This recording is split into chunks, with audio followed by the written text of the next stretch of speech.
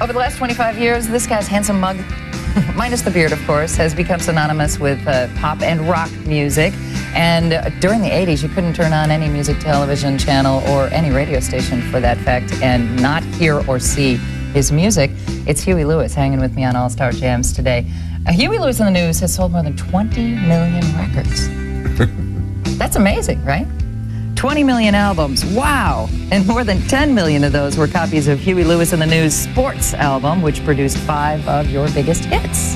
2005 marks Huey Lewis in the News' silver anniversary, and they're celebrating with a huge tour and a great new DVD and CD, both named Live at 25. Recorded last December during the band's 2 shows in Chico, California. Both the DVD and CD include all of the band's many hits. The DVD also includes 4 bonus performances from some of the band's early tours. Now, earlier we talked about your musical life before Huey Lewis in the News, but when you came back to San Francisco, you reformed your own band and you called it Huey Lewis and the American Express. Right. Poor choice of names, I imagine, right? I mean, didn't somebody come after you? You obviously had to change it. Well, this is, before sort of any corporate involvement with bands, and nobody had done ads up until this point and so on. And I thought America was a great name because I thought it was what we sounded like. That's true. And I still think it's what we sound like. I mean, we're American, and I liked it. Mm-hmm. But on the eve of the release of our first record, our label was afraid that we'd be sued. Right. And so we had 24 hours to come up with another name. So you were and the News was all we could think of. Yeah, I was going to say, Huey Lewis and MasterCard? No. Rolling Stones were taken, Beatles, yeah. Whatever. But anyway, you put out a couple of albums, and then you put out Sports. And with Sports came, like, major success. 5 hits came off that record. How vindicating was it for you, after struggling for so many years, to finally hit, and hit so big? Well, I don't know if vindicating is the right word. It was the object all along. It's fashionable to say you start playing music because you want to be rich and famous or meet girls, and it's really not true. I mean, what you really want is a career, and to be able to play music, write your own music, produce it in the studio, and play it around the world for as long as you want to. And with Sports, at least we knew we were going to be around for a while. So it felt very, very rewarding, and it was kind of a relief, to be honest, to think that, wow, we were really going to make a career out of this thing. Now, I know you knew this album was going to be big before it came out. In fact, I read somewhere you hid the master tapes under your bed or something? Yeah. To delay the release? What was that about? Well, our label went through a bunch of changes. It sold out to CBS and blah, and it was a particularly litigious time in the music industry.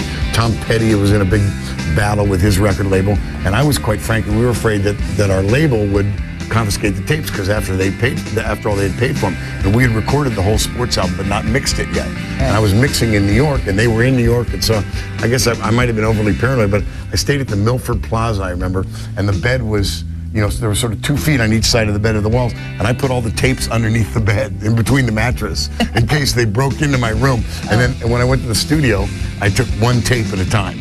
And then I'd take the tape back every night and put it under the bed, Oh my God. Probably silly, but I was just, I knew that we had something there, and I really wanted to sort of, protect it. You definitely did. And I liked 4, which came after that also. I have this question.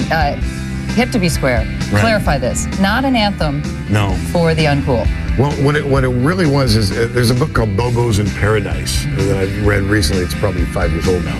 That makes a sociological claim about the ruling class in America today are bourgeois bohemians, bobos. And that's what that song was about. It was originally written in the 3rd person. He used to be a renegade, he used to fool. And then I thought it would be even funnier if I told it on myself. And not everybody got it. No, I imagine nerds galore came to your concerts after that. Now we've retitled it. It's now Too Hip to Be Square. There you go. There you go.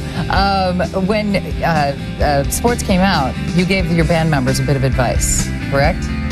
You said, enjoy this while we've got it, Right. that. Well, I realized, because I was no spring chicken, when Sports hit. I was already probably just 30. And, no, actually older, probably 32. And, been playing you were around. So old. Living in England and all that stuff. And I realized that you only go from nowhere to everywhere once.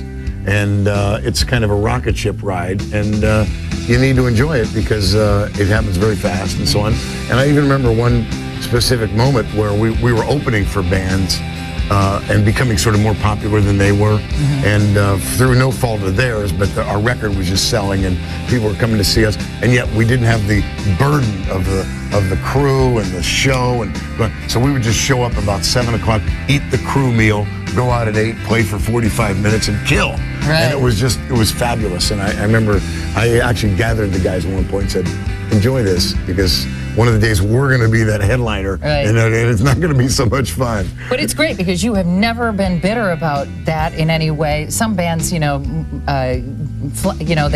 flash hard and then they get bitter and they're like, you just keep going, you just keep touring. You're an amazing band. Yeah, and we've been at it. We were at it for a long time before we hit, and that probably helped. I mean, and we came from an audio age. Nowadays people don't do. I mean, in the old days, in our day, if you wanted to break your record, you started in Seattle, Portland, San Francisco, LA, across Arizona, all the way through Texas, and you in each market invited the radio stations and the newspaper critics. Right. And hopefully, when you were done touring, they were all playing your record. Right. But even if they weren't, you'd played 100 shows. Right. So you were getting better at your craft all the time. Right. So that's really, that's what it was about for us. We were just becoming better and creatively stimulated. And you still are. All right. Well, hang with me a little while longer, will you? Sure. All right. We'll be back. I'll be back with more of Huey Lewis, but right now more All-Star Jams.